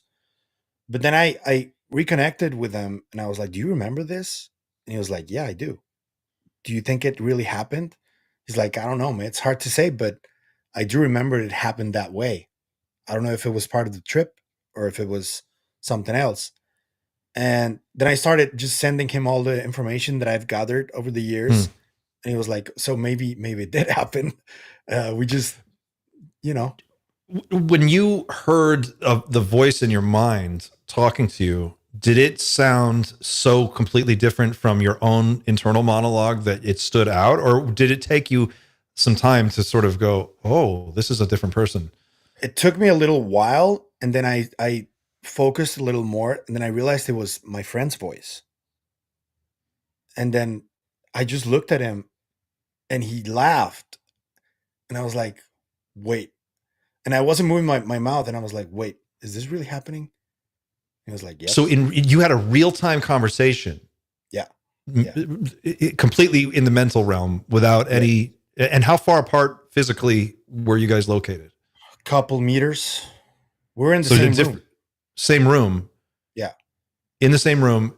So, but no one's talking and you're able to communicate back and forth. Yeah. Yes. Oh, that's really strange. I don't care if people come at me saying that it's not real. I experienced it. And it is the same thing with experiencers and people that haven't had experiences. I get their skepticism and I get why they go at it. I think there's an element of fear too, of the unknown for those people. If they want to come at me, I don't really care. I know what I experienced. Now I'm more certain than before because granted, that stigma is very real. But now, and especially with the tapes, it happened. They touch on it. Convinced. They touch on what it's like to hear the voice in your head, and most people would imagine that you would question whether or not you're just making it up because that's just like a natural reaction. Am I just imagining this? Apparently, it's just so real, and it makes more sense than regular speech. It's more impactful than regular vocal communication. That's how real it feels. It's so undeniably real that it's simply not imagination.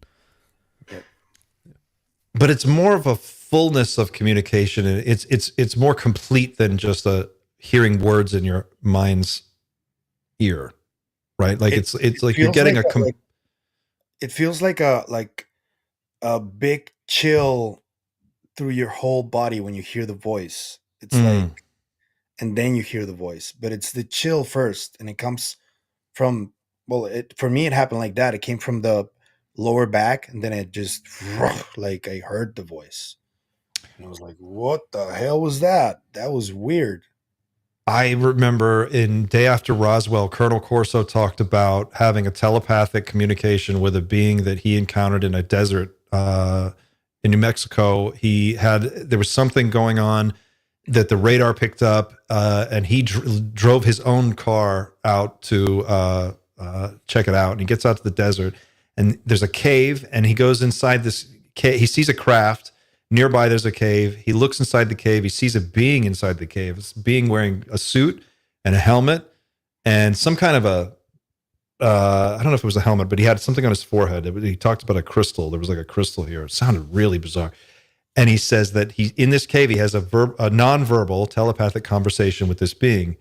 And the being asked him to turn off your radar. I need you to switch off all the radar for this area so that I can leave.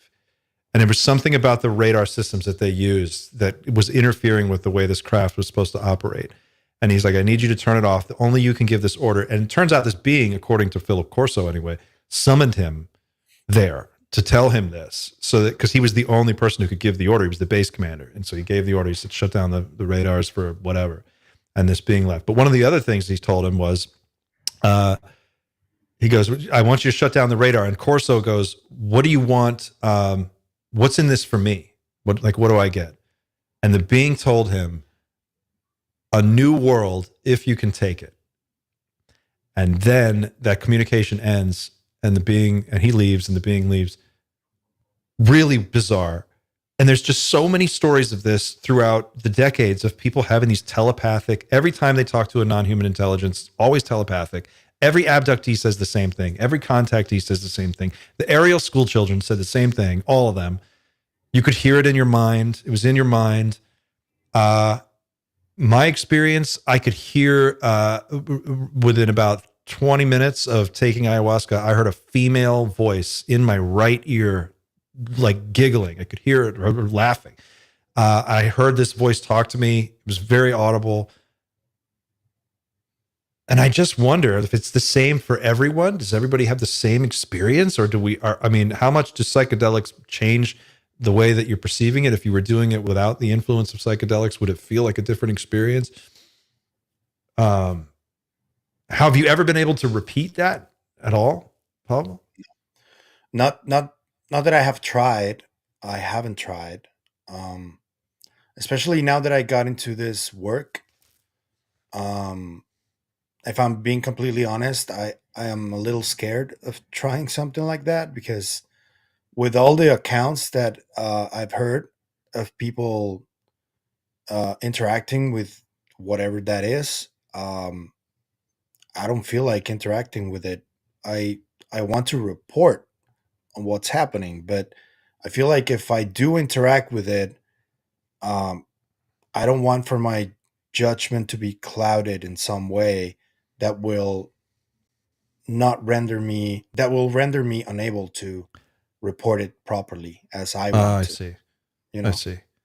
I think what I always come back to the Ingo Swann story about he was remote viewing. So telepathy tapes is, if telepathy tapes is your way in to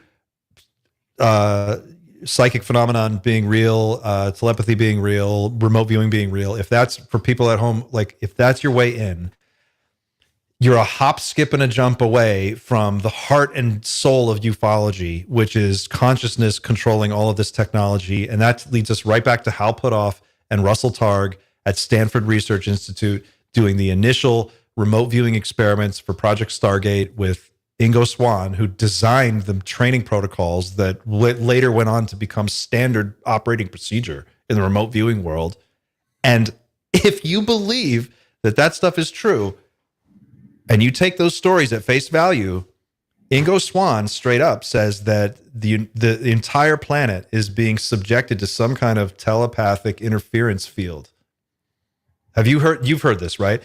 That there's a base or bases on the moon that we cannot get to. That's why we never went back, that supposedly are able to interfere, and bases here on Earth as well. I guess in the Antarctic pyramid is supposedly. Tom DeLonge talks about the Antarctica pyramid. He talks about that. And Ingo, who was like the Obi-Wan Kenobi of remote viewing, he's the Michael Jordan of remote viewing, sent his consciousness to go look at a base. He goes to the moon. He's examining a structure. He says there's buildings, there's windows, there's hallways, there's stuff happening underground, there's machinery, it's moving around, they're doing something, they're building something. I can't figure out what it is. And he's describing all this detail, and then he goes, they can see me. He's sitting in a room in a chair. He's doing this like that. What's that movie? Altered States with William Hurt. He's in the room and he's having this like whole thing. And then he goes, they can see me. They know I'm here. They know I'm here. And Hal Puthoff is like, get out of there. You got to go. Just leave.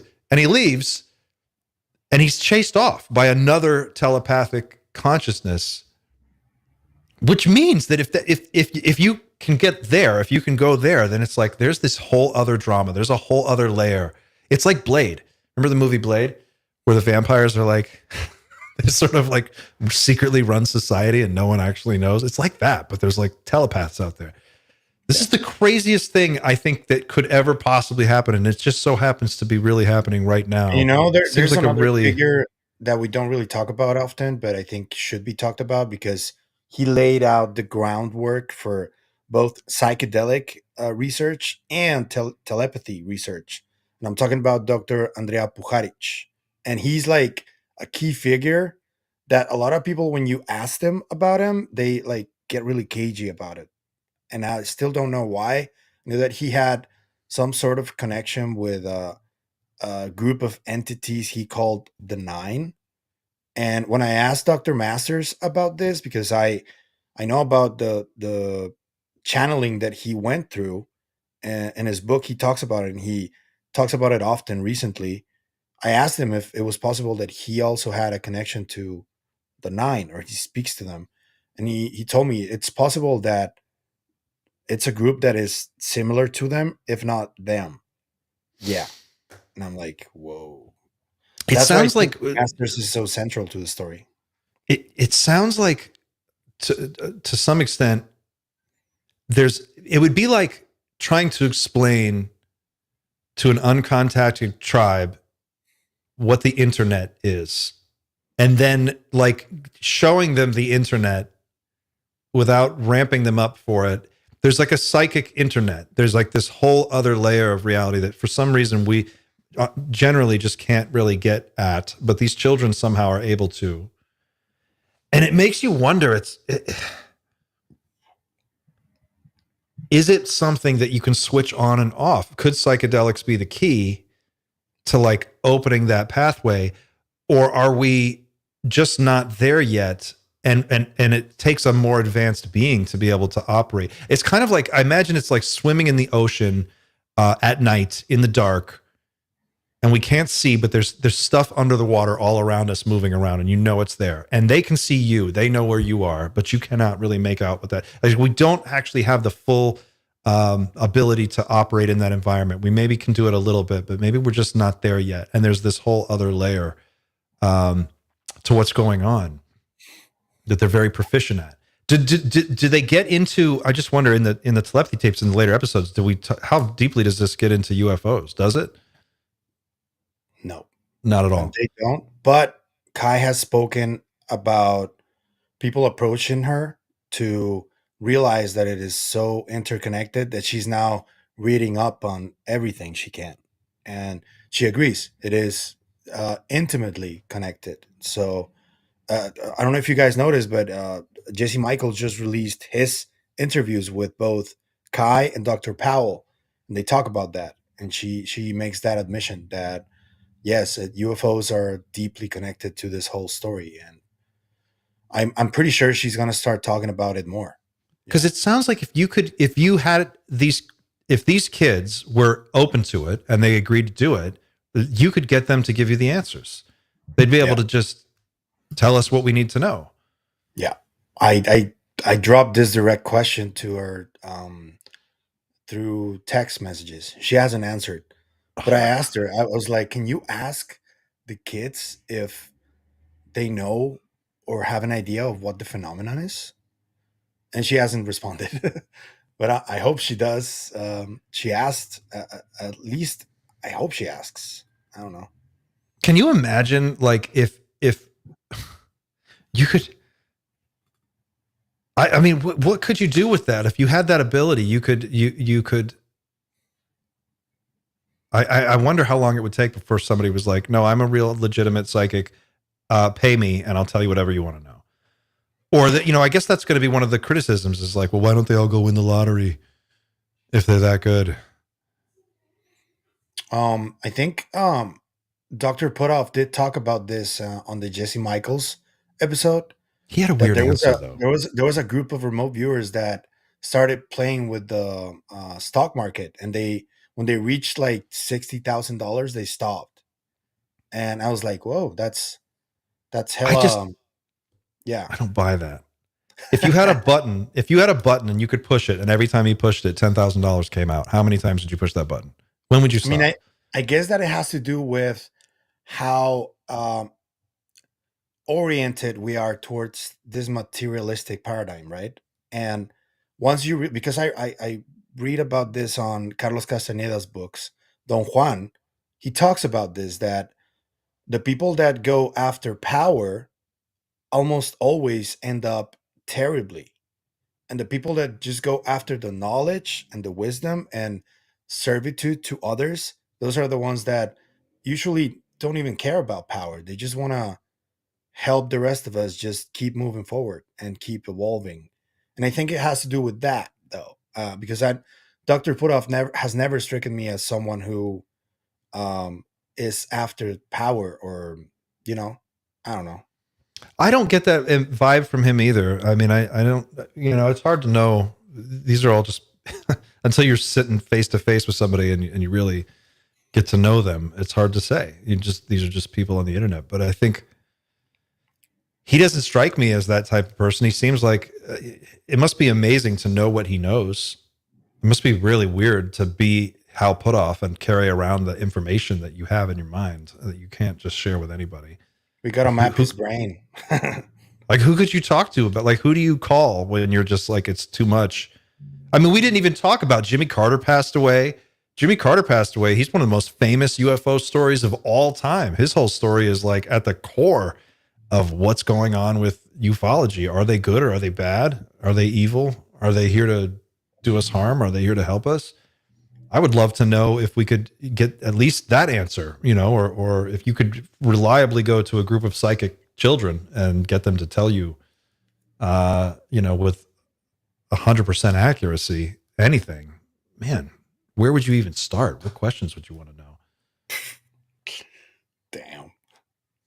It's like they should start a website where we can donate, and they will they'll raise money and they just answer questions from UFO nerds. I think they could make a fortune. Again with the money. Well, I guess you have to use it for something good, right? I don't know. Elon just keeps winning, so I feel like he's got all the money and he just keeps winning. So he's doing okay. We'll see if it ends in tragedy for him. Let's hope not. I don't know. He says there's no UFOs. He hasn't seen any evidence. So that's not true. That's what we're up against. I don't think it's true either. I think he's totally seen some stuff. Yeah. If he's under NDA, he's under NDA. Like, he can't breach that. There's no way. There's no way. What I told you about this money being allocated, he's pretty aware of that. I'm sure, man. Like, he just can't talk about it. That's it. With no money being allocated to what? What do you mean? What I told you about earlier about all the money being allocated to new technologies related to this UFO stuff. I'm pretty sure he's already aware of that. I mean, he's friends with Thiel, who's owns Palantir. They do this shit. That's what they do. Yeah, there's that. That's true. Yeah, Peter Thiel had a weird podcast appearance. Well, no, he was on Piers Morgan recently. And did anybody see that clip besides me? He's asked a really straightforward question, and he just looks like he's melting on air. It looked like something was wrong with him. Yeah. Actually, it kind of looked like he was having like some kind of heart issue or something in the middle of the interview. We're down to our last 10 minutes. I want to end on, since we're talking about telepathy tapes, we're talking about consciousness, we're talking about UFOs, we're talking about the way all these things overlap and come together. One thing I think is important to bring up is that Chris Bledsoe is the most famous contactee case, I think, of the last 30 years, probably. It's comfortable to say. He has come out recently with some statements about the drones. He was told information by an NHI encounter that he had that we would find out what this is all about soon enough. And we have a clip. I thought we could play the clip. Do you have that, Xander? Yeah, with a second. And then we'll talk about what Chris Bledsoe has to say, because this is really interesting. I've been saying the whole time that these orbs are going to come and wake us up. And I even gave specific times that when that might happen, and that's when you see war between Israel and Iran. I'll put that in the book. So what Bertie was saying about their alarm, they are really alarmed. The orbs, to me, they're angels to me. They're biblical, just like you said, Jim. They're magical beings. They don't breed like humans. They were created. They listen to our thoughts. I interact with them every day of my life and have literally tens of thousands of bits of data and information from them. And when I interact with them, they're speaking to me. How do you get them to come? Because they listen to me and they send information. So I knew this time was coming. I know a lot about drones because I'm a drone pilot and I'm also a commercial pilot. And I can tell you there's a Remote ID Act that was passed by the federal government that says all toy airplanes, even models, if it's a half a pound or more, it has to have, it's got to be 0.55 pounds, just a little more than a half. You have to have a transponder on them to fly toy airplanes. So none of these are civilians. For one, civilian drones can't see in the dark unless it's got a FLIR camera, and that would usually be the fire departments or whatever. Also, I do know that a friend of mine in New Jersey called me, told me that he filmed the drone, one of these drones, minivan-sized drones, fly over his house. He's shown a laser on it, and in 30 minutes, the FBI knocked on his door and said, "We know you did it, and if you do it again, we'll put you in jail." Yesterday, I was called by someone in Chapel Hill, North Carolina, that there was one of those same drones running a grid over Chapel Hill with a Black Hawk helicopter right behind it with its lights out. So yeah, the military, whatever they're doing, the drones, the orbs are coming on high alert. It's just like the Foo Fighters in World War II. When the fighters were going into Germany, these orbs were beside them. So it's just my opinion that the orbs are on high alert, that whatever the drones are doing, I don't know what they're doing. Maybe they're looking for something, sniffing for nuclear material.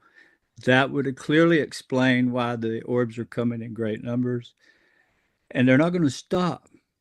They're going to keep coming until everyone understands that we're not alone, and that this confusing it with the drone thing and with something terrestrial, here, it's got to end. Everybody's going to awaken to a truth between now and 2026, and if not way before, early this year, that we're not alone, and that there's something above us that's concerned for our safety.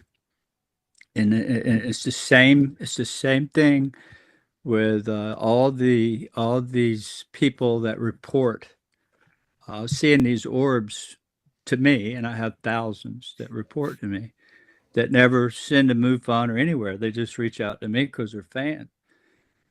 And it's always the same. They have these experiences after a tragic loss of loved ones, or husband or wife or daughter or child. So there's patterns that exist in this. The drones are muddy in the water, but they will not prevail. The orbs are going to come and awaken this country, this world, and it's happening worldwide. And if you read this book, UFO of God, you'll see exactly that I predicted this years ago, and have been doing it every chance I get, every podcast that I do, to say it's fixing to happen, it's coming, and I know it because they're telling me this, and I can film it, and I can share it with other people, 200 at a time. See it when I ask, here it comes, and that's because it's listening to what I'm saying, and it knows our thoughts. So I'm kind of worried about this, what the military's doing, why they're running grids all over the country and worldwide. It doesn't make sense unless they're trying to desensitize the fact that this non-human intelligence is coming into our world, and they're afraid of panic. So if it's not some nuclear material involved, but I believe though they're coming because they're alarmed, like Birdie. So I don't know. We're speculating, all of us, but I was correct. That is happening, and it's going to happen before 2026, and everybody's going to know it. There's no getting around what's coming, and I'm not worried about the orbs at all. I'm worried about the drones and people, not the heavens. So There's so much more I could talk about, but I would just be speculating. But I do know it's coming, and it's coming into our lifetime. And when we're all dead and gone, our children will live a new awakening, a new knowledge. And that's what the book tells you about, this new knowledge that's coming. So thank you for having me, Jim. I wish I. Man, that's a bold statement. What do you guys think? I think somebody said, where's the prediction? Obviously, he's made the prediction about a conflict between Iran and Israel in, I think, April 2026 or something.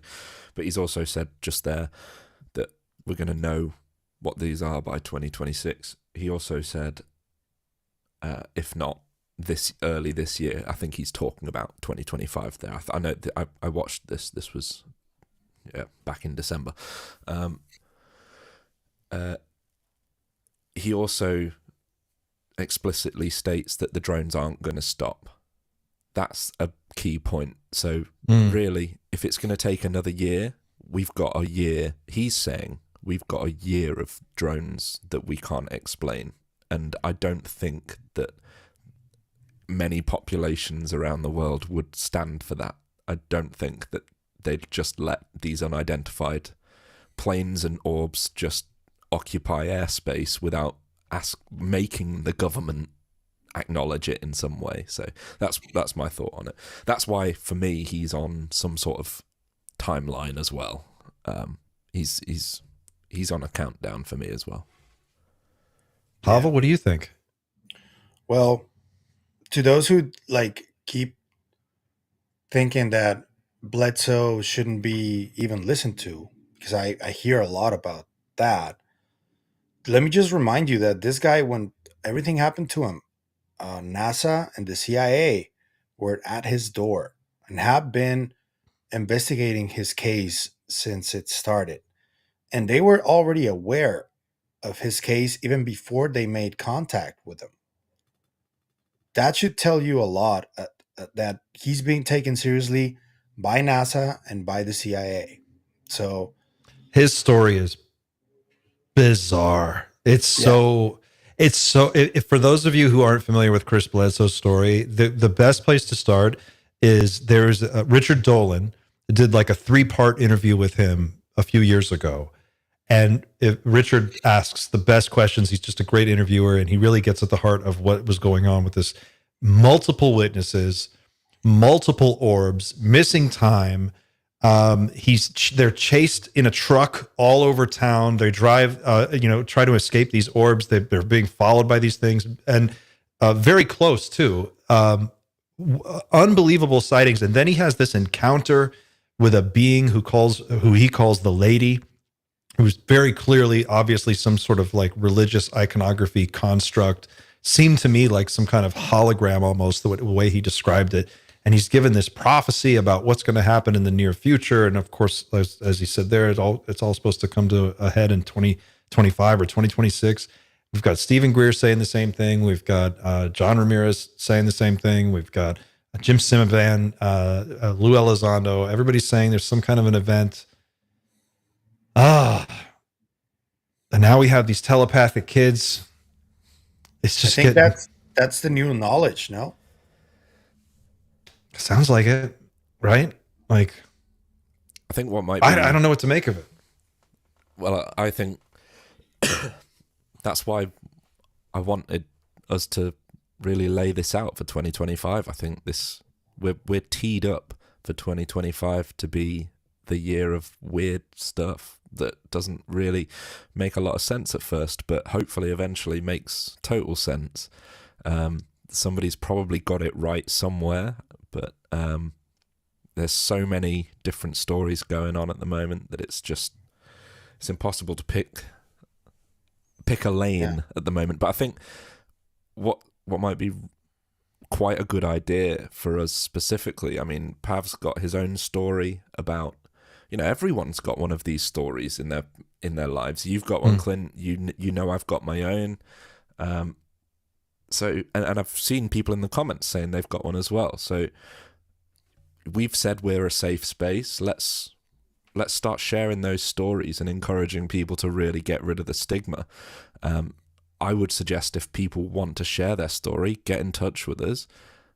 We will listen, and let's just blow the horrible stigma out the water and start investigating.